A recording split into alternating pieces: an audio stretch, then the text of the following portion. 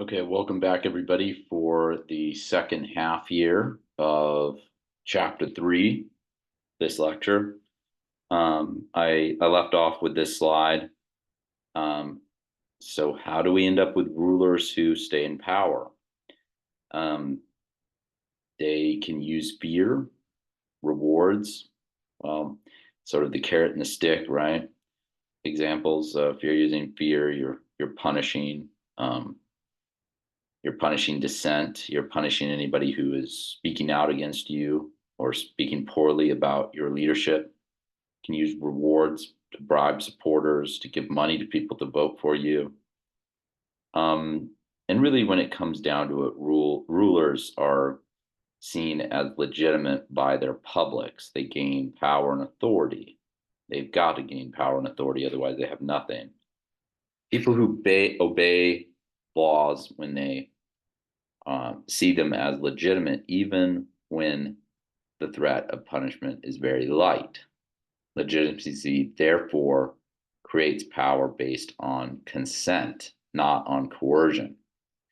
And in the absence of this consent, governments have really they've got to rely more on the other mechanisms, those fears and rewards, which can be pretty costly as well as risky.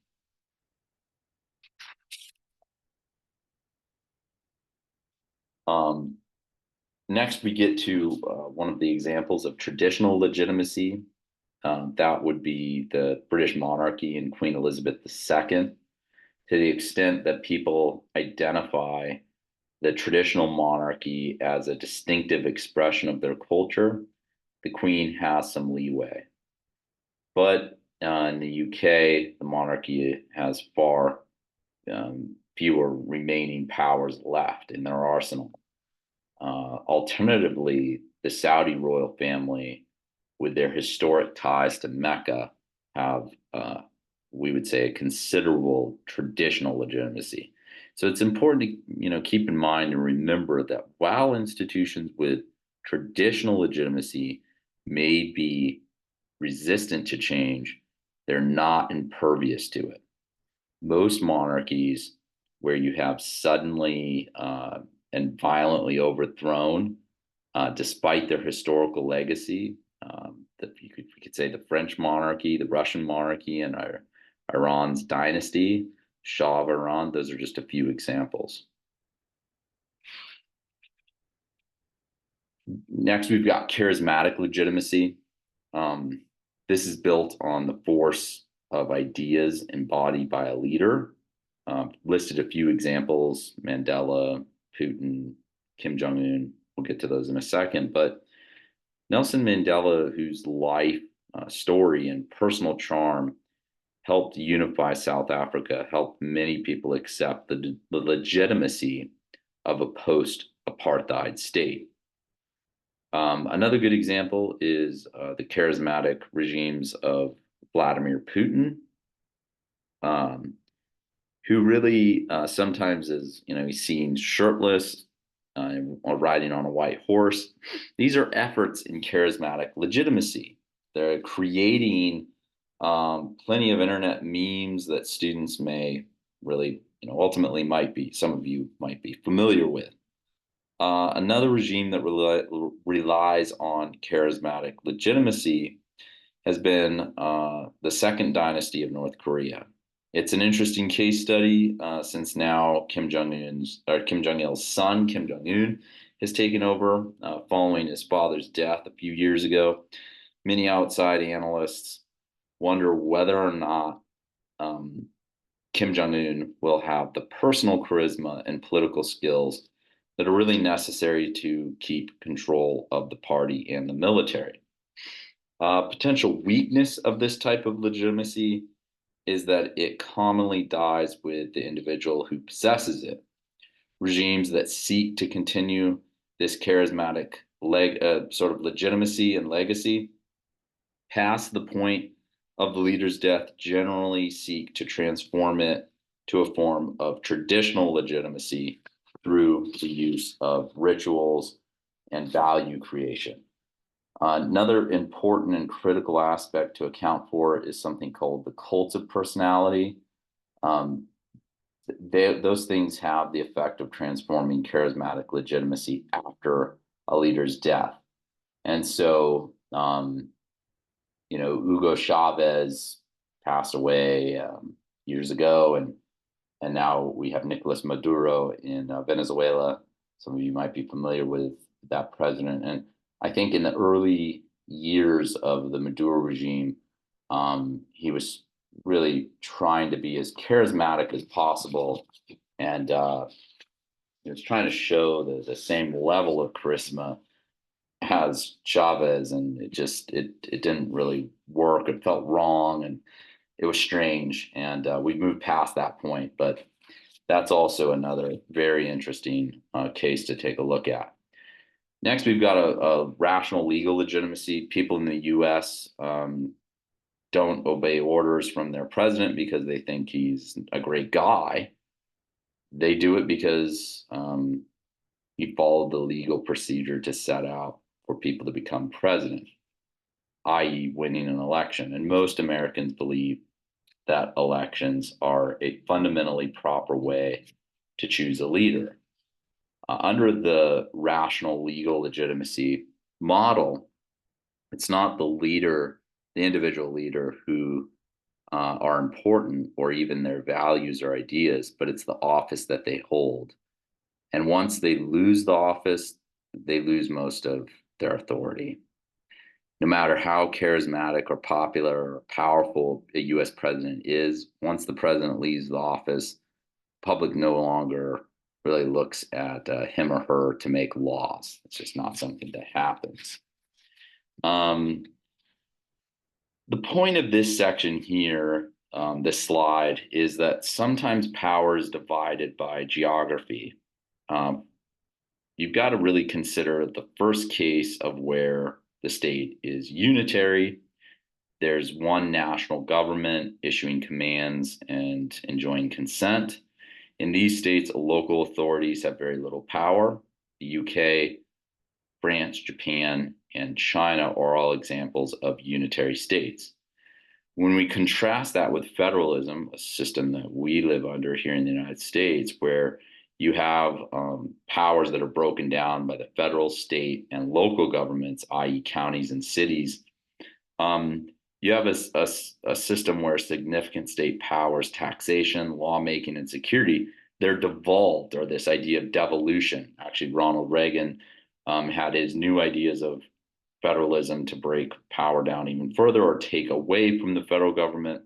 Anyways, I won't get into that, but these have devolved to regional or local bodies. It's an idea of conservatism, actually, where local control is best to take over the powers and authority to do things because they know best how to govern in Butte County or Placer County or Plumas County or wherever you're from, right? Rather than being governed by Washington, D.C. out of the capital, that's a couple thousand miles away. So if we look just at education as a policy, it's traditionally given to individual states to control, right? States have mandates for K-12 education, and each state is a little bit different. Germany, India, Canada, and Russia, when we get back to the states, are other famous examples of federal states. Russia's kind of a problematic case because there have been recent changes have given the president, that is Putin, more power. He had Medvedev step in for a brief period of time to basically change the constitution so that Putin could be president for life. And so that's been a challenging case for comparativists to take a look at. And so, basically what Putin can do is dismiss and appoint regional governments. And so as a result, Russia may not be truly or authentically a federal state, or we can't really classify it under federalism any longer. That's sort of what it's trending in. The United Arab Emirates, UAE, is a federal system, but not a democracy. 7 emirs or princes rule their respective states and share power with a federal government. And recently, there's been a trend for states, even unitary ones, to shift power to regions. Again, this process is known as devolution. It's become viewed as a way to move power closer to the people. Okay, a unitary state might have administrative regions, but these are still under the control of the center. Even though there's a local government, the central government is still really in charge. And so when we have those major battles between the regional parts of government and the central government, generally the central government will win those battles in the courts. Okay. In some federal systems, power may be divided unevenly, with some regions having greater power over taxation or language rights than others. City of San Francisco, which is also a county, has massive power over taxation with local taxes, right? You go into the city of San Francisco, you're going to pay a higher city tax when you buy goods and services, right? Buy a t-shirt in the city of San Francisco, those local taxes are going to be much more than if you bought a t-shirt, say in Modoc County. The local taxes that they're collecting are very different, even though you're in the same state of California. We're just using that as an example, right? But let's get back to countries. These systems are often found in countries with significant ethnic divisions between their regions. So India and Russia, as an example, or for instance, they both have asymmetrical federal designs. And that changes drastically. In Russia, there are 83 regional units. 46 of them are oblasts with generally lower autonomy, and 21 are republics. There are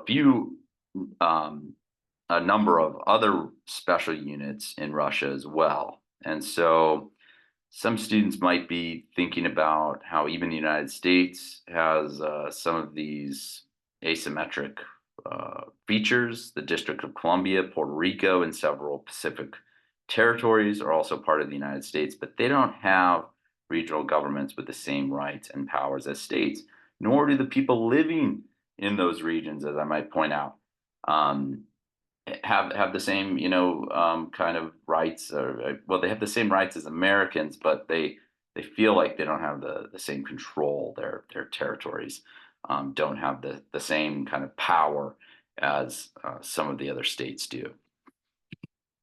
And so state strength, that matters for foreign policy, because the problems that emerge from the state, from certain things like weakness, crime, terrorism, war, those have an impact outside of the state's borders. And so some scholars will distinguish between strong states, states that fully are able to fulfill their basic tasks, from weak states that are having difficulties fulfilling those tasks. And then you move down a notch to failed states that I mentioned earlier in part one of this lecture. Those would be so weak that political order has really essentially collapsed, leading to anarchy and violence. People are afraid to walk outside their front door out of fear of being, shot or robbed, etc. Right. So categorizing states as strong or weak doesn't really get at the complexity of state power. Capacity is about the power of the state to command resources. So, as an example, the moon landing was an expensive and difficult task, but the United States government was able to marshal its resources, make that happen. And so you might want to think about some of the basic tasks that states are expected to carry out. This could include things like defense, making and enforcing rules, collecting taxes, managing the economy. That is challenging in and of itself in terms of having inflation and increasing the interest rates.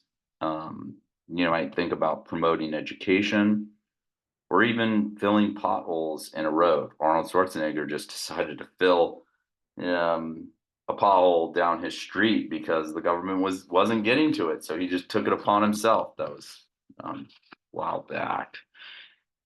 Um, and autonomy is really just the ability of the state to wield power independently of the public. So sovereignty, it's the ability to act independently of other actors. However, autonomy focuses on domestic groups. So extremes of this value may be problematic. States with a high autonomy may be able to pursue interest regardless of what the public wants, and those with low autonomy may be effectively captured by special interests. And so now we're going to be taking a deeper look into some of the characteristics that make Pakistan a somewhat weak state. Okay, Pakistan's slide towards state failure. We have a few bullet points here. Their energy crisis has been one of those things that has been listed out. A lack of education and healthcare, a lot of corruption taking place currently in Pakistan. They're a pretty unresponsive judicial system. They have high levels of terrorist violence in and around their borders, which the last two bullet points there kind of go hand in hand, actually. Um, the terrorist violence is taking place along border regions, and sometimes those can be outside of state control. They have an unaccountable military and intelligence agencies that oftentimes aren't painting a full picture or aren't giving very good intel. And a lack of intel is leading to a lot of mistakes within the Pakistani government. And in addition to these bullet points, recently former presidential candidate Imran Khan was shot while conducting a rally. Um, and so that is certainly problematic where somebody who has a chance at running a legitimate presidential campaign, it really isn't allowed to do that out of fear of losing their life. So Imran Khan has had to go retreat to the UK. So Pakistan's military is really they're a pretty powerful independent force that the government has little means to hold this institution accountable. As the military grew and fragmented over time, many of the agencies began to sort of work against the interests of others, including Pakistan, to become what we consider to be an irrational state. And so as this discussion here on this slide points out, a military monopoly of violence, when left unaccountable, quote, can be just as destabilizing as its absence, closed quote. Okay. What we're doing here in the following couple of slides is taking a look at the last thing that I had outlined. I think it was the fifth point that I wanted to take account for in this lecture. And why do we want to compare and contrast Botswana and Somalia? Why select these two countries for consideration when discussing the main focal point of the state? Right? The selection of Botswana and Somalia is interesting to consider when we're evaluating the relevance of the state and in terms of the methods for selecting case studies. This selection could be categorized as falling into a most similar systems design. The most similar systems designed, or MSSD, asks comparativists to consider at least two cases where they are similar, but the outcomes from these cases are different. Botswana and Somalia have a number of geographic and historical circumstances that are in common, that they share, and yet the resulting political outcomes have been very different. The primary difference between these two countries are their forms of legitimate authority. And finally, I'm going to leave you all with the Fragile States Index heat map. This gives us a map of the world with the most countries on a sliding scale from sustainable to alert. As you can see, sustainable is there on the far left-hand side, moving to stable, warning in yellow, that moves quickly from yellow to dark yellow and orange to red on alert and dark red. So this is something to kind of take a look at with the rest of the world, right? It serves as a sort of a unique purpose for us when we look at this map, and we can easily spot Botswana listed in green as stable on the continent of Africa, while Somalia is dark red and really beyond this alert classification. And so that has something to do with their forms of legitimate authority, and politics. It's a direct correlation there. So I'll go ahead and link the